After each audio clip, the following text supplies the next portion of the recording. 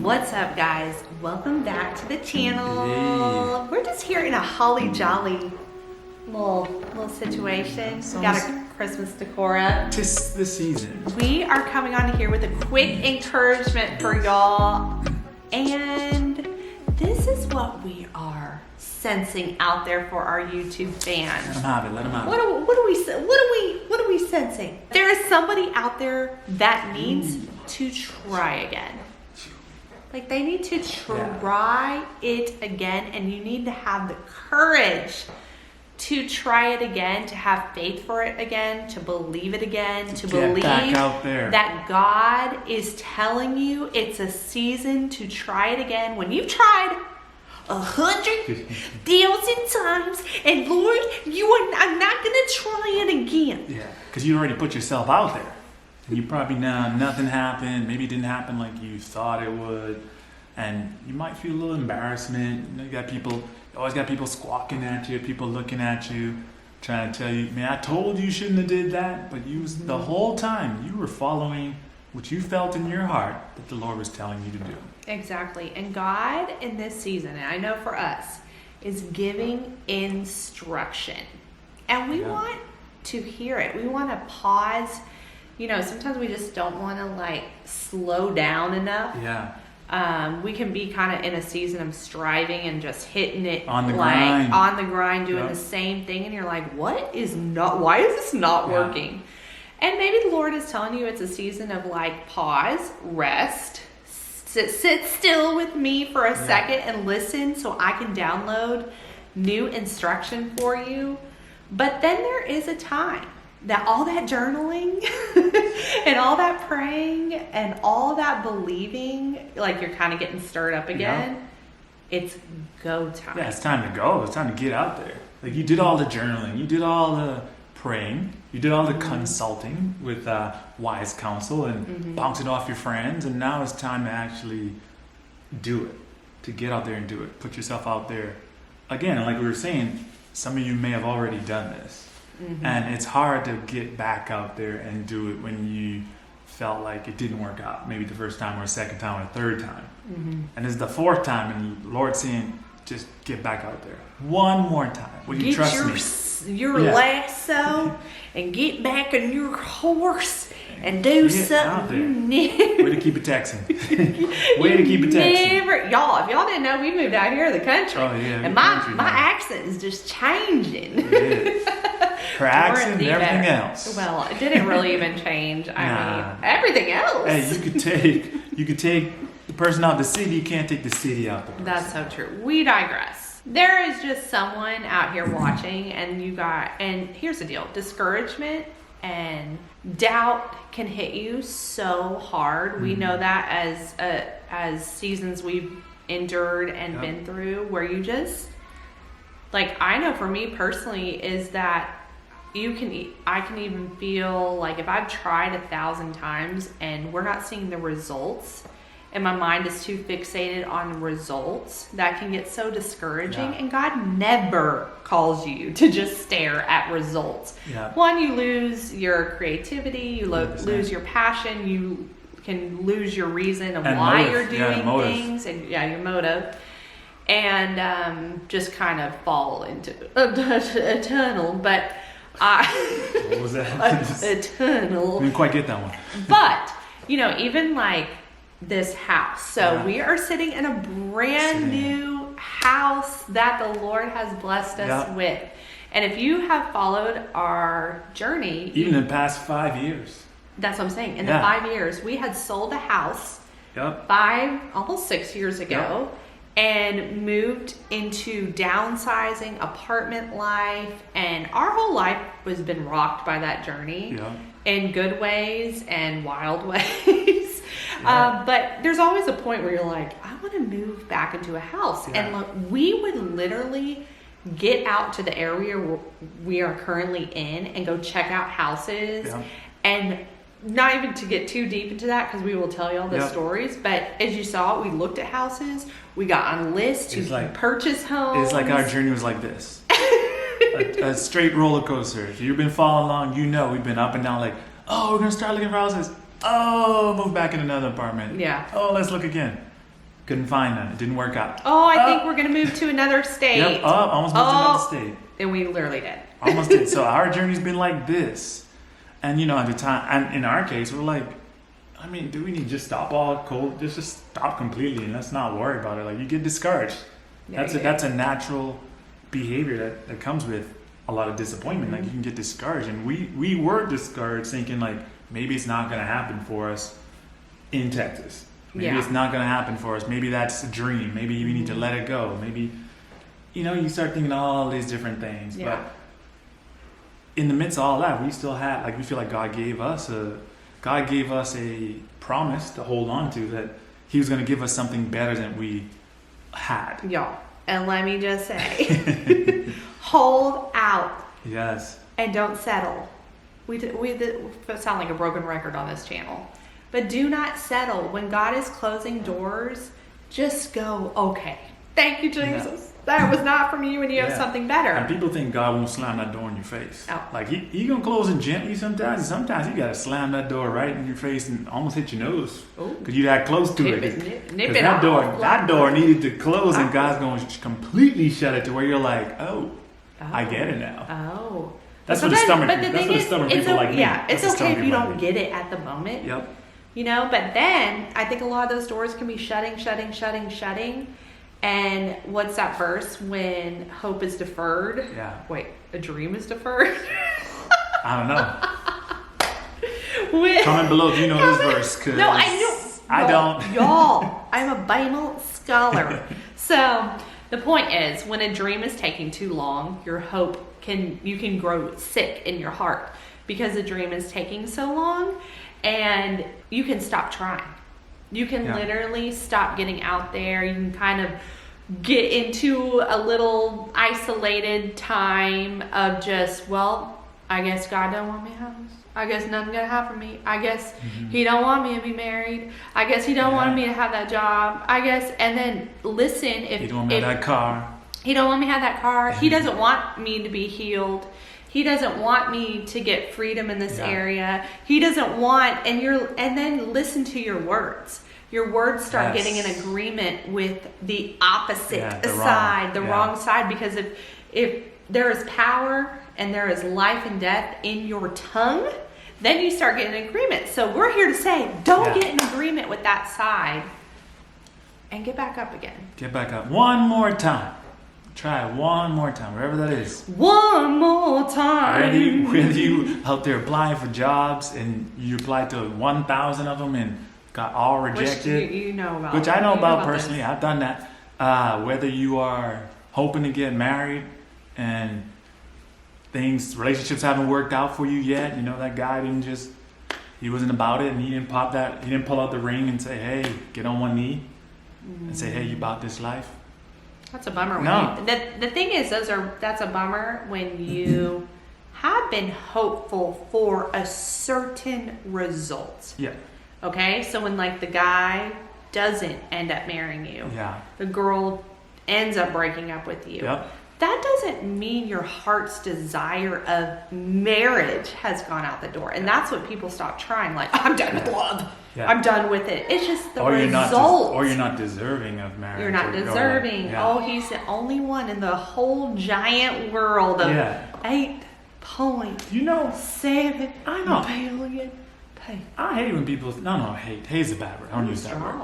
I don't like when people say there's no more good men in the world. Well, is there? There are good men in the world. Now, there may not be a plethora of good men in the world, but there are still good men in the world. I know a few. Comment below if you look. Comment below. If you look, we know a few single I got men. some friends. And single ladies. And single ladies. But we digress again. You keep saying stuff like, oh, there's no more good men. There's no more good women in the world. Oh, I'll never get this house. I guess I'll never be able to afford that car. I'll never have a better job. I'll never be able to move and live in an area where I want to live that might be more safe or affluent. And you're saying that. You're speaking that stuff over you. Like you said earlier, there's power in the tongue.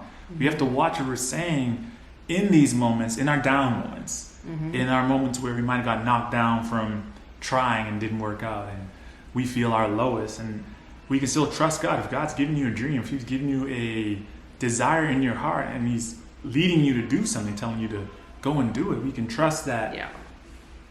Though it's not our timing, though it's not when we want it, God's going to bring it around like He always does. He always brings it. Like we waited approximately almost 6 years before moving back in a house after selling the house we had that we really liked. We really liked our house. There are things we didn't like about it, but we really liked it. We really enjoyed it. We thought we were in cloud 9 when we had that house, and we felt like God told us to sell it. Like we were thinking we were gonna move in the house next year, like a year later. We were like, oh, let's do our let's little just- city rendezvous. I know. And a year then, or two, we're gonna move back in and just, do the house life thing, and it didn't work out that way for us. Yes, and we made those moves, and sometimes you have to make moves to get where you want to be. Yes. At that time, I wanted to be at home, so I had to leave my job, which also meant a downsizing season. But in our mind, you just think, I'm gonna upsize after a year because, like, That's what I'm about to do. And sometimes the moves you gotta make aren't gonna look good to other people. Ooh, it won't look attractive or sexy to other people. Sometimes the moves you gotta make are moves that are going to be looked down upon or frowned upon by people. And so that's a level of trust that you're building with God. God's trying to see, like, will you trust me and trust my word regardless of what it looks like, or regardless of what your family or friends may say about it? And are you willing to go? Are you willing to listen at that point and do? Are you willing to listen and obey? that's so true. Our 6-year-old, I'm going to say 7, 6-year-old son Almost 7. is in his Bible era. So Yeah. we got him this like adventure Bible devotional thing, and there is a story about Naaman. And if you know in Kings, where he was a man who had leprosy all over him, maybe his whole life, and he had met with the prophet Elisha.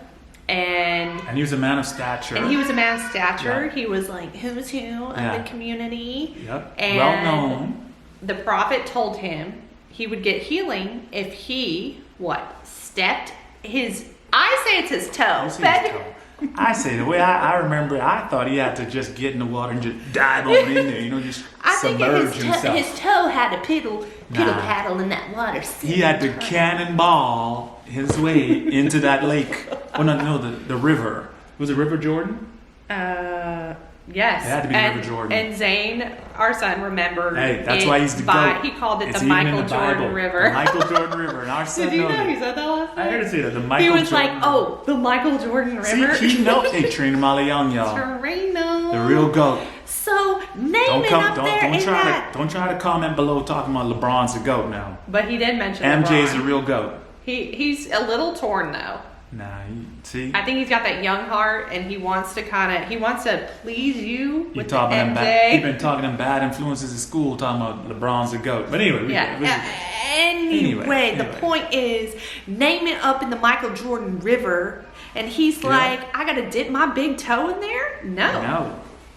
No. And here's the deal. He had instruction from God spoken through this prophet. Yeah.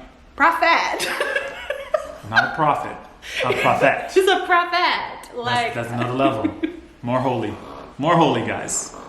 You don't want to be a prophet. You want to be a prophet. You want to be a prophet. And he said, you better dip that big toe, in that water. 7 times. 7 times. Yeah, not just once. 7 times. And his mind, in his influentialness, could not understand how something so simple and also dirty, because that river was dirty. Yeah, and he didn't want the Michael Jordan River. He asked, is there another river? Oh, he more did. cleaner river? That's what I'm saying. And I was like, what's more clean than the Michael Jordan River? Exactly, but it was dirty. Yeah, he wanted the Kobe River. He might have wanted the LeBron River. Exactly. He was confused. He was confused, and so he dipped his toe, y'all. Yeah. He did it, and he got healing. And so that made me honestly really think about myself. But he had to humble himself to do that. He finally humbled himself and put his pride to the side. Yes. And went back out there. He went. Because one time you think, like, I would think it personally was me. By the time I got to number 4, I'd be like, man, this is dumb. I may not even make it to 5, 6, 7. I'm at 4. I'm already out. I'm like, that's enough. Y'all, and this is what we do. I'm about to get some bacteria up in this river, something. I'm like, I'm out. you're out. Yeah, at 4. Because of all people that would be out of a dirty river, that would be you. That'd be me, 100%. First of all, I may not get in it. I am not Neymar. Like this guy. I'm not Neymar. This guy is not I'm me. Neymar. I'm just me. I'm not Neymar. This nature guy ain't doing naturing. So hey, when you raise in the island, you see them clean waters. You can see the bottom. You can't just go dipping in you are these from lakes an island and rivers.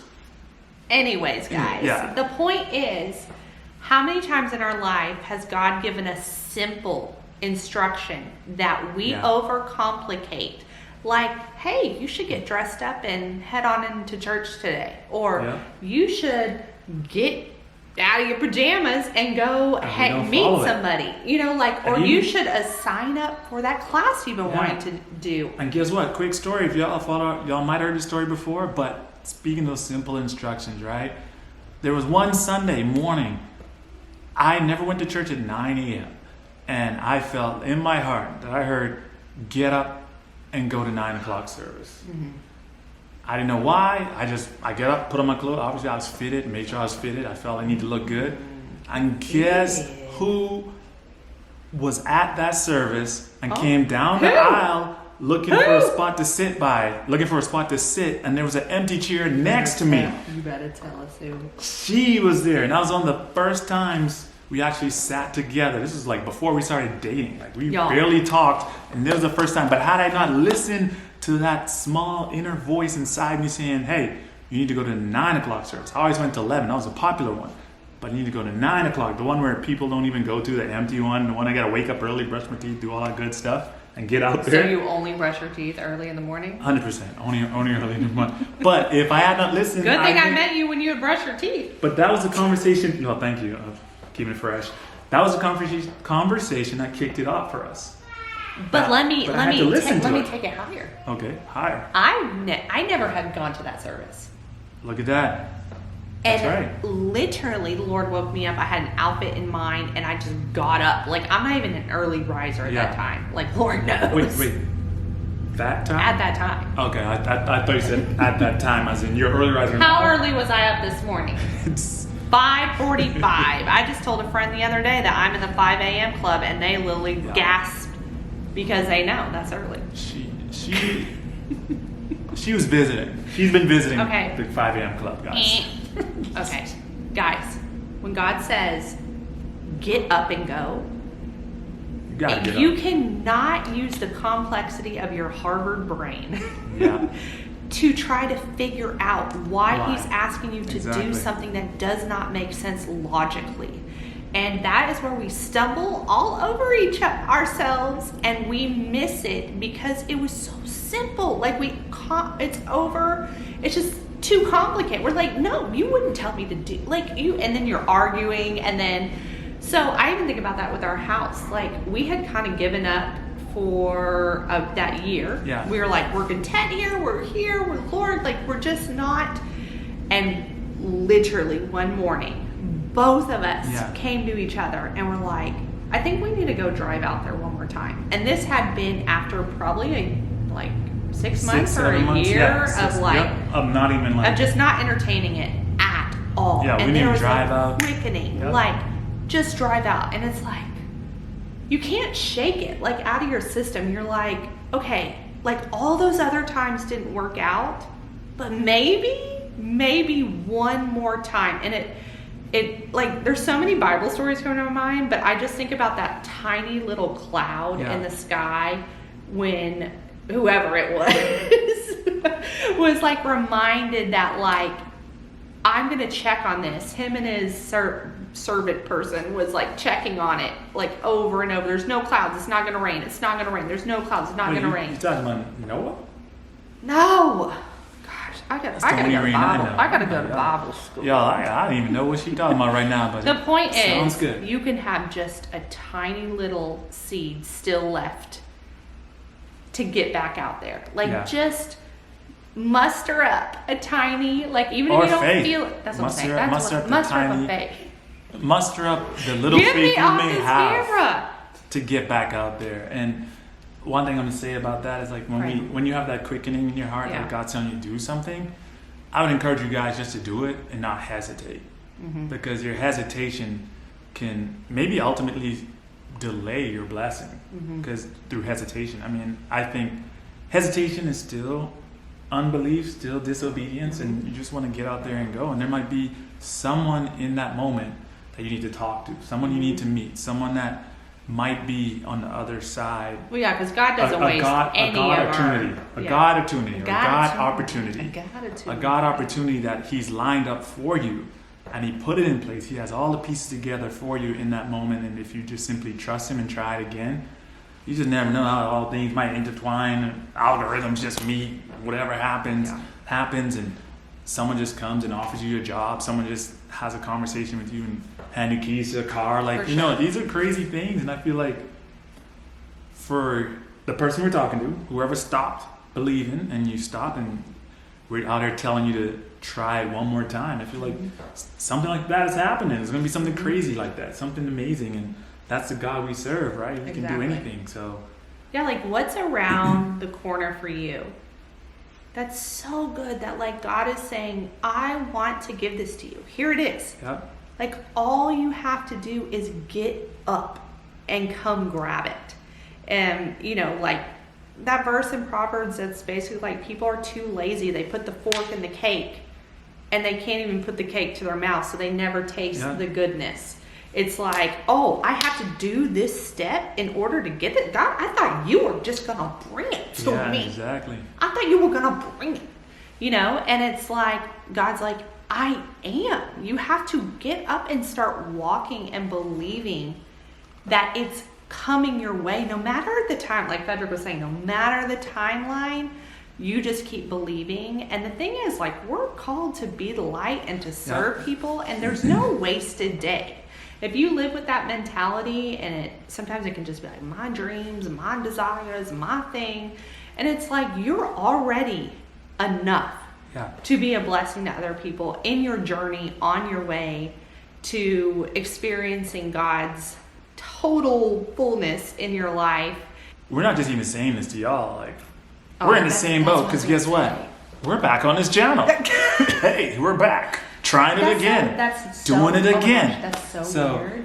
Here we are. Were you going to say that? I could hear God saying, talk about that. Yeah. And I totally forgot. So I did it. I listened, guys. See, guys, I listened when I heard that still small voice saying, say this. She didn't. Yes. But we're back. We're back on this channel and trying it again because we feel like God's told us to get back out there and try again with this channel because I've called y'all to this. And some of you be like, what do you mean try again? You've been like on this channel. But I think only you know the kind of like effort or the doubt or whatever you've been dealing with. And it's like we've had a lot of lifing in the past year. Full lives. And we will love to share that at a future time. But it can literally cause you to just be like, okay, that doesn't matter. Oh, I don't know if I want to be on there. Oh, maybe they don't need us. Maybe it's just we're not needed. We're talking about it's not that big of a deal. Like I don't need to make these silly little videos. Nobody's gonna miss us if we're here. Nobody's gonna miss us if we're gone. Exactly. And that's just such a lie because when you're called to something and you love doing it, it's so easy for the enemy to derail you, and it doesn't happen in a day. It can literally just and all of a sudden now you're walking in doubt and unbelief of what the Lord told you originally. Nothing. And then doing nothing. And just so that's the enemy's game. If I can get you to doubt it and stop you from walking in purpose and calling, then you're not going to do anything. Then you're no longer a threat to the enemy's kingdom. You know. So the point is, we're back. Do that thing. Don't give up. Yeah. Be encouraged. Please don't give up. Try it again. Get back up. That's a TLC song. Get back. Dust yourself up. Wait, that's not TLC. Whoa! Don't disrespect Aaliyah like that. Aaliyah. What's Aaliyah? Ooh, okay. Well, we'll be seeing you in another episode, guys, and I hope you guys have a wonderful day. And a happy Thanksgiving. Yes, happy Thanksgiving, happy future Christmas. Hit that thumbs up button, like, subscribe, share with a friend. And do all the things, and we're back. Eat some good food. We back. We back. We back, guys. Love y'all. Love y'all. Bye.